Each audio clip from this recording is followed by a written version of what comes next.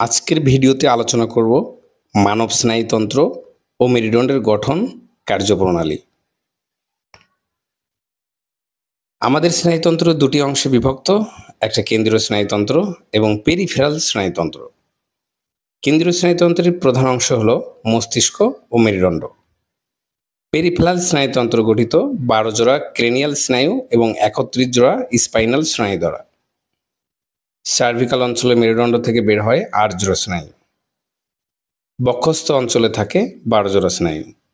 কটিদেশীয় অঞ্চলে 5 জোড়া স্নায়ু, স্ক্র্যানাল অঞ্চলে 5 জোড়া স্নায়ু এবং কক্সিজিয়াল অঞ্চলে 1 জোড়া স্নায়ু থাকে।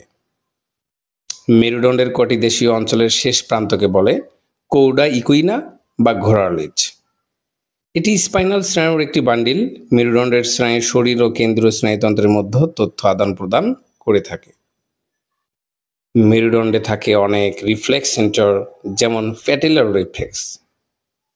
এতে থাকে স্নায়ু যা মস্তিষ্কের দিকে উপরে ওঠে আরোহী পথ দিয়ে এবং নিচে নামে অবরোহী পথ দিয়ে। মেরুদণ্ড কশেরুকা দ্বারা সুরক্ষিত থাকে। স্নায়ুগুলো বের হয় ট্রান্সভার্স প্রক্রিয়ার উপর দিয়ে। ইন্টারভার্টিব্রাল ডিস্কের স্থিতিস্থাপকতা মেরুদণ্ডকে নমনীয় করে তোলে। মস্তিষ্ক ও মেরুদণ্ড সুরক্ষিত থাকে 3টি ঝিল্লি বা মেনিনজেস দ্বারা। প্রথমত ডুয়া ম্যাটার, দ্বিতীয়ত আরাকনয়েড ম্যাটার ও পিয়া ম্যাটার। আরাকনয়েড ম্যাটার পাতলা মাকড়সার জালের মতো, যাতে থাকে সেরিব্রো স্পাইনাল ফ্লুইড। এই তরল কেন্দ্রীয় স্নায়ুতন্ত্রকে যান্ত্রিক সুরক্ষা দেয় এবং মস্তিষ্কের ওজন কমায়। মেরুদণ্ডের বাইরের অংশ সাদা পদার্থ এবং ভেতরের প্রজাপতি আকৃতির অংশ ধূসর পদার্থ দিয়ে গঠিত। সাদা পদার্থে থাকে মায়েলিন আবৃত স্নায়ুতন্তু। ধূসর পদার্থের অগ্রশৃঙ্গে থাকে মোটর নিউরনের কোষদেহ। মোটর নিউরনের একজন বের হয় অগ্রমূল দিয়ে। সংবেদনশীল তন্তু প্রবেশ করে পশ্চাৎ শৃঙ্গে পশ্চাৎমূল দিয়ে।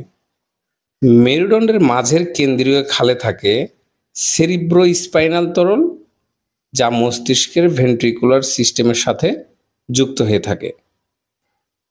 ইন্টারভার্টিব্রাল ডিস্কে 2টি অংশ থাকে। প্রথমত অ্যানুলাস ফাইব্রোসিস তন্তুযুক্ত বলয় এবং নিউক্লিয়াস পালপোসিস পালপি নিউক্লিয়াস যুক্ত বলয়। বয়স বাড়ার সাথে সাথে তন্তুযুক্ত বলয় শক্ত ও দুর্বল হয়ে যায়, ফলে ডিস্ক হার্নিয়েশনের ঝুঁকি বাড়ে।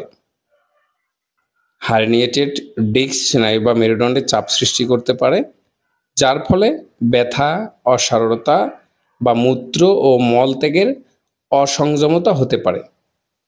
এটি ব্যায়াম, ব্যাক ব্রেস ও অস্ত্রোপচারের মাধ্যমে চিকিৎসা করা যায়। ভিডিওটি কেমন লাগলো অবশ্যই কমেন্টে জানাবেন এবং চ্যানেলটি অবশ্যই সাবস্ক্রাইব করবেন। ধন্যবাদ। দেখা হবে নতুন কোনো ভিডিওতে।